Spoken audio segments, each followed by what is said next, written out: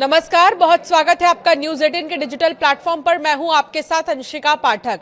Iran और America के समझौते के बाद भी कई ऐसी बातें हैं जो सामने आ रही हैं जो चिंता बढ़ा रही हैं। सवाल यह है कि यह समझौता कितना टिकाऊ रहने वाला है।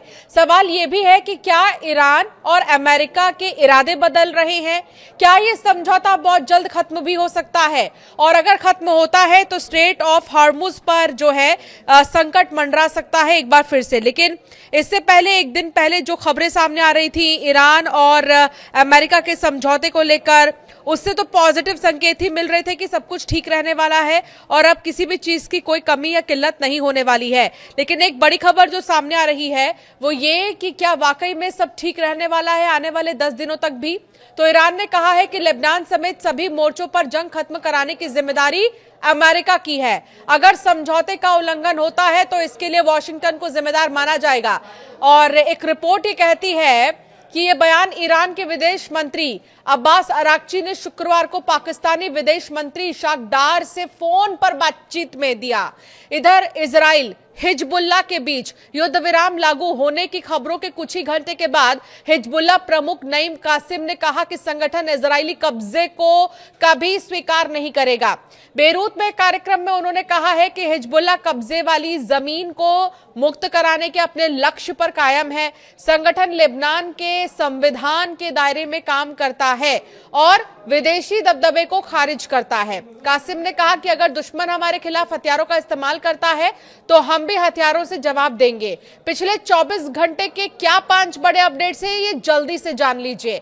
ईरान अमेरिका वार्ता टल गई है। अमेरिका और ईरान के बीच शुक्रवार को स्विट्जरलैंड में होने वाली पहली औपचारिक वार्ता टाल दी गई। रिपोर्ट्स के मुताबिक लेबनान में लगातार इजरायली हमलों को लेकर दोनों पक्षों में मतभेद बने हुए हैं। हालांकि CNN ने एक अमेरिकी अधिकारी के हवाले से बताया, ट्रंप के विशेष दूत स्टीव विटकॉफ स्विट्जरलैंड के लिए रवाना हो चुके हैं। लेबनान में इजरायली हमलों में 47 लोगों की मौत हो गई है।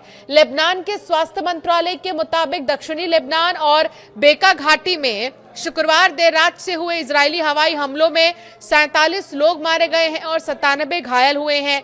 2 मार्च से अब तक मरने वालों की संख्या 3980 पहुंच चुकी है। हॉर्मुज स्ट्रेट में जहाजों की आवाजाही बढ़ी है। अमेरिका ईरान समझौते के बाद 18 जून को 25 कारोबारी जहाज हॉर्मुज स्ट्रेट से गुजर गए। यह अप्रैल के बाद एक दिन में सबसे ज्यादा संख्या है। हालांकि 500 से ज्यादा जहाज और 11,000 नाविक अब भी खाड़ी में फंसे हुए हैं। ट्रंप ने कहा है कि ईरान को एक पैसा भी नहीं मिलेगा। अमेरिकी राष्ट्रपति डोनाल्ड ट्रंप ने यह कहा है कि अमेरिका मजबूरी में बातचीत की मेज पर नहीं आया बल्कि ईरान खुद आया है। उन्होंने कहा कि अगले 60 दिनों तक ईरान को अमेरिका से एक पैसा भी नहीं मिलेगा। पांचवा बड़ा अपडेट है, पाकिस्तानी पीएम ने सऊदी क्राउन प्रिंस से बात की है। पाकिस्तान के प्रधानमंत्री शहबाज शरीफ ने सऊदी के क्राउन प्रिंस मोहम्मद बिन सलमान से फोन पर बात की है। दोनों ही नेताओं ने क्षेत्रीय शांति और अगले दौर की बातचीत को कूटनीति और संवाद के जरिए आगे बढ़ाने पर जोर दिया है। ट्रंप ने क्वांटस इनसाइट्स का एक सर्वे साझा किया है जिसमें अमेरिका ईरान के शुरुआती समझौते पर लोगों की राय पूछी गई। इस समझौते में दोनों ही देशों के बीच तनाव रोकने और हॉर्मुज स्ट्रेट से जहाजों की आवाजाही फिर से शुरू करने और ईरान के परमाणु कार्यक्रम और प्रतिबंधों पर 60 दिनों तक बातचीत करने का प्रस्ताव शामिल है।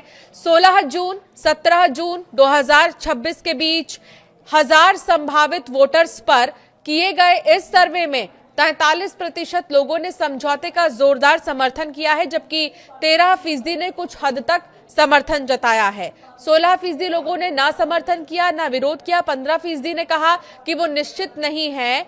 वहीं 8% लोगों ने इसका कड़ा विरोध किया है और 5% ने कुछ हद तक विरोध जताया है। कुल मिलाकर बहुत कम लोग ऐसे हैं जिन्होंने समझौते का विरोध जताया। लेकिन एक चीज मैं आपको बताने वाली हूं, अमेरिका ईरान समझौते के बाद अगले 60 दिनों में 5 बातों पर नजर रहने वाली है। वो 5 बातें क्या हैं, सबसे पहले आपको ये बताती हूं। अगले 60 दिनों में जिन 5 बातों पर नजर रहने वाली है उसमें पहली बात तो ये है कि क्या ये युद्ध विराम कायम रहेगा।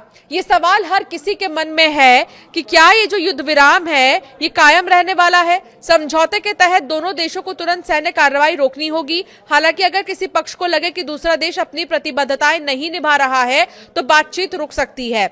दूसरी बड़ी बात क्या है वो अब आपको बताती हूं। क्या परमाणु विवाद सुलझ पाएगा? ईरान ने फिर कहा है कि वो परमाणु हथियार नहीं बनाएगा, लेकिन अब सबसे बड़ा सवाल यह है कि इसकी मॉनिटरिंग की प्रक्रिया कैसे लागू होगी, ये पता कैसे चलेगा।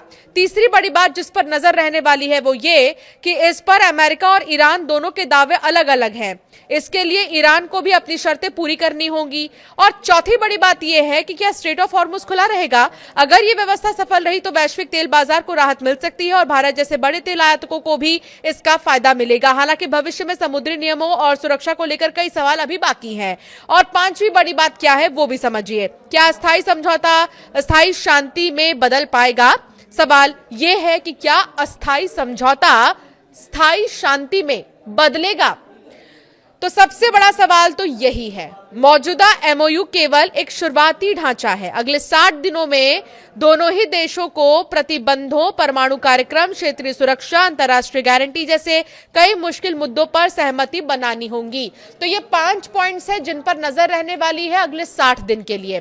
तो दूसरी तरफ ब्रिटेन के समुद्री निगरानी केंद्र यूकेएमटीओ ने अपनी ताजा एडवाइजरी में हॉर्मुज स्ट्रेट में खतरे का स्तर मॉडरेट यानी कि मध्यम बनाए रखा है। 2 दिन पहले इस खतरे को सब्सटेंशियल यानी कि काफी अधिक बताया गया था।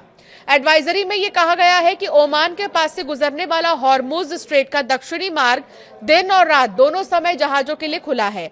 हालांकि जहाजों को सतर्क रहने की सलाह दी गई है क्योंकि समुद्र में अभी भी बारूदी सुरंगें मौजूद हो सकती हैं और उन्हें हटाने का काम जारी रखने के लिए कई कारण इलाके में नौसैनिक गतिविधियां बढ़ी हुई हैं। अमेरिकी राष्ट्रपति ट्रंप ने शुक्रवार को हिजबुल्लाह और इजराइल के बीच सीजफायर पर सहमति के बाद इजरायली प्रधानमंत्री बेंजामिन नेतन्याहू की खुलकर तारीफ की। ट्रंप ने कहा कि हम बहुत मजबूती से खड़े रहे और नेतन्याहू एक योद्धा प्रधानमंत्री हैं, उन्हें इसका श्रेय मिलना चाहिए। अमेरिकी राष्ट्रपति ट्रंप ने कहा है कि उन्होंने इजराइल से हिजबुल्लाह के साथ सीज फायर पर सहमत होने का आग्रह किया था। ट्रंप ने अमेरिकी चैनल एनबीसी न्यूज को एक फोन पर दिए इंटरव्यू में बताया कि उन्होंने दिन में इजरायली नेतृत्व से संपर्क किया और संघर्ष विराम के प्रयासों का समर्थन करने के लिए कहा। हालांकि उन्होंने ये साफ नहीं किया कि उनकी सीधे प्रधानमंत्री बेंजामिन नेतन्याहू से बात हुई या नहीं हुई। संघर्ष विराम को लेकर ट्रंप ने कहा कि ये एक सकारात्मक कदम है। अमेरिका और ईरान के बीच समझौते के बाद अब ये सीज फायर केक पर आइसिंग की तरह ही है। राष्ट्रपति ट्रंप के विशेष दूत स्टीव विटकॉफ स्विट्जरलैंड के लिए रवाना हो चुके हैं, जहां अमेरिका और ईरान के बीच तकनीकी स्तर की वार्ता को फिर से पटरी पर लाने की कोशिश की जा रही है। ट्रंप के दामाद जेरेड कुशनर के भी संभावित वार्ता में शामिल होने के लिए स्विट्जरलैंड पहुंचने की उम्मीद है। हालांकि बातचीत कब शुरू होगी यह अभी साफ नहीं है। वार्ता का अगला दौर शुक्रवार से शुरू होना था, लेकिन लेबनान में इजरायल और हिजबुल्लाह के बीच बढ़ी हिंसा के कारण इसे अचानक से टाल दिया गया। विटकॉफ और कुशनर ने ही ईरान के साथ शुरुआती समझौता यानी ज्ञापन एमओयू तक पहुंचने वाली बातचीत का नेतृत्व किया था।